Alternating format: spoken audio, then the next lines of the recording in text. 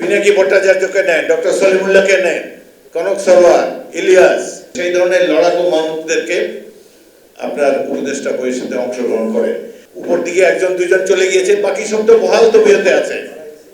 কেউ কেউ সুশীল সমাজের এলিটিস্ট বা অলিগার্ক হয়ে আমাদেরকে এখনো উপদেশ দিয়ে বেড়াচ্ছে। আমরা আশা করব প্রফেসর ইউনূসের উপরে আমাদের অনেক আস্থা। তিনি বিশ্ববরেণ্য ব্যক্তি, সারা পৃথিবীতে তার প্রবেশাধিকার রয়েছে। এ ধরনের একজন আমরা ব্যক্তি পেয়েছি।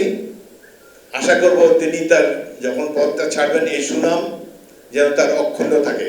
কিন্তু তার এই বিপ্লবী, তার এই উপদেষ্টা পরিষদকে বিপ্লবী চরিত্র ধারণ করতে হবে।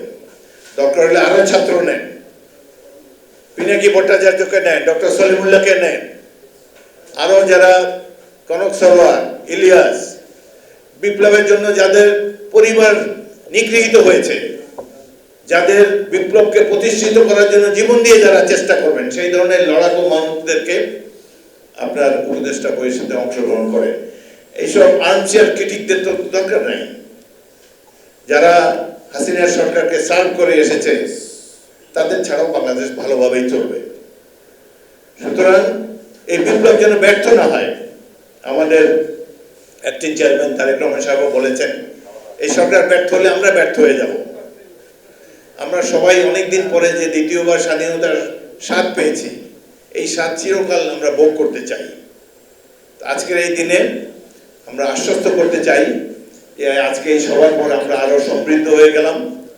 বাংলাদেশ নিশ্চয়ই কোনোদিন কারো পদানত হবে না। এই রাষ্ট্র সংস্কার আমরা নিজেরাই করব, কারো কোনো সাহায্য ব্যতি রেখে। তো ইনশাআল্লাহ আগামী দিনগুলোতে হবে বাংলাদেশের জন্য একটি সুন্দর সময়। আমরা যে সমৃদ্ধ বাংলাদেশের জন্য যুদ্ধ করেছি, সেই সমৃদ্ধ বাংলাদেশ আমাদের দ্বার প্রান্তে। এনজিওর কিস্তি প্রথমবার বিকাশ পেমেন্ট করলেই 20 টাকা ইনস্ট্যান্ট ক্যাশব্যাক। ভারতবর্ষ সম্পর্কে আমাদের আব্দুল্লাহ শিকদার বলেছেন, অমিত শাহ কি বলেছেন, বাংলাদেশের নাগরিককে উল্টা করে ঝুলিয়ে রাখা হবে। আরে আমাদের দেশের লোক তো যায় না তোমাদের দেশে, খালি চিকিৎসার জন্য যায়, সেটাও এই দেশে ভালো ব্যবস্থা নেওয়া যাবে না। কিন্তু উল্টা ঝুলানোর কি দরকার? অমিত শাহ হলেন সেই ব্যক্তি, গুজরাটি হত্যাকাণ্ডের চার্জশিট ভুক্ত আসামি, তাদের তো জেলে থাকা উচিত ছিল। যেহেতু সেখানে বিচার ব্যবস্থা নাই, সংখ্যালঘু মুসলমানদের উপর অত্যাচার নির্যাতন চলে, সেই কারণে তারা বিচার ব্যবস্থার বাইরে রয়েছেন। এখন বাংলাদেশকে ঝুলানের, বাংলাদেশের নাগরিককে ঝুলানের চিন্তা করছেন। আমাদের কথা হলো আমরা বাংলাদেশ ভারতের সাথে বন্ধুত্বপূর্ণ সম্পর্ক চাই, ভালো সম্পর্ক চাই, but please leave us alone.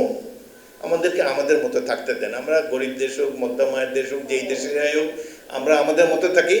আপনারা ধনী দেশ, অনেক পৃথিবীর বৃহত্তম গণতন্ত্র, আপনারা ভালোভাবে থাকেন। আমাদের দিকে সেন দৃষ্টি দিয়ে দৃষ্টিপাত করবেন না। আপনারা, আপনাদের ভালো চাই, আপনাদের মঙ্গল চাই, আপনারাও আমাদের মঙ্গল কামনা করুন। আমাদের কোনো ঠেকা নাই ওই দেশের কাছে। পেঁয়াজ অন্য দেশ থেকেও আমদানি করা যাবে।